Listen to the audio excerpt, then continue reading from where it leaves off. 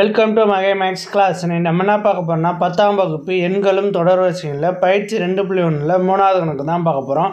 இதுக்கு முன்னாடி 2வது கணக்கு வீடியோ போட்டிருக்கோம். அதோட லிங்க் டிஸ்கிரிப்ஷனில் இருக்குது. பார்க்காதவங்க போய் பார்த்துடுவாங்க. இப்போ கணக்கு பார்க்கலாம். 3வது கணக்கு, தொடர்ச்சியான இரு மிகை முழுக்களின் பெருக்கல் பலன் 2ஆல் வகுப்படும் என நிறுவுக. தொடர்ச்சியான இரு மிகை முழுக்களின் பெருக்கல் பலன் 2ஆல் வகுப்படும் என நிறுவுக. இரு மிகை முழுக்கள் தொடர்ச்சியாக இருந்துச்சுன்னா அது 2ஆல் வகுப்படும் நம்ம நிறுவனம். இங்கே பாருங்கள், 2 + 1 = 3.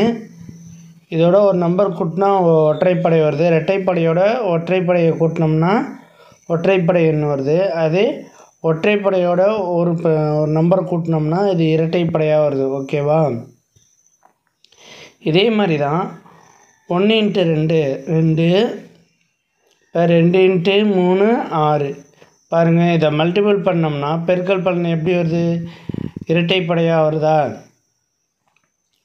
ஆட் பண்ணோம்னா ஒற்றைப்படையாக வருது. அதே பெருக்கணும்னா நம்ம இரட்டைப்படையாக வருது. இரட்டைப்படை நம்பரோட எந்த நம்பர் பெருக்கினாலும் அது இரட்டைப்படை நம்பராக தான் வரும். ஓகேவா? இரட்டைப்படை நம்பருக்கு ஒரு இது எடுத்துக்குவோம். அதே மாதிரி ஒற்றைப்படை எண்ணுக்கு ஒரு இது எடுத்து எழுதிக்குவோம். ஃபஸ்ட்டு இரட்டைப்படை எண்ணாக இருந்துச்சுன்னா இரட்டைப்படை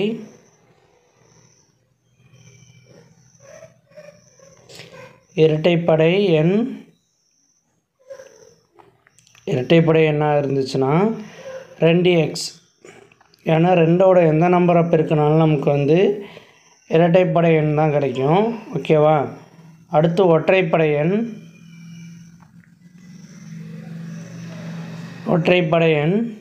எண்ணாக இருந்துச்சுன்னா 2x + 1. அதே இது ஒற்றைப்படை எண்ணாக இருந்தால் 2x + 1. நம்ம ஒரு நம்பரை 1 ஆட் பண்ணோம்னா நமக்கு ஒற்றைப்படை எண் கிடைக்கும்.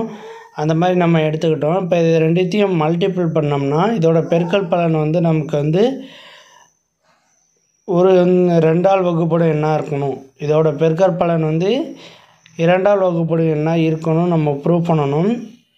இது ரெண்டுத்தையும் நம்ம பெருக்கி பார்ப்போம். Equal to 2x × 2x + 1.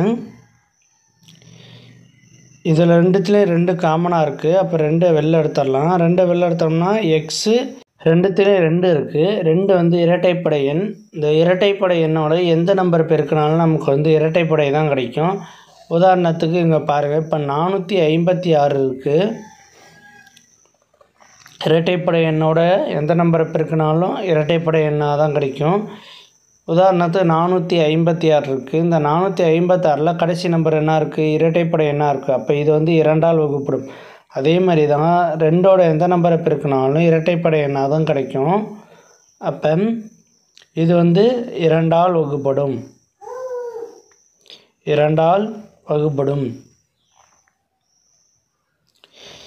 இரு முழுக்களின்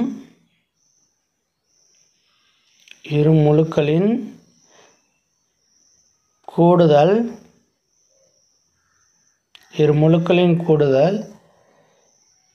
2ஆல் வகுப்படும்.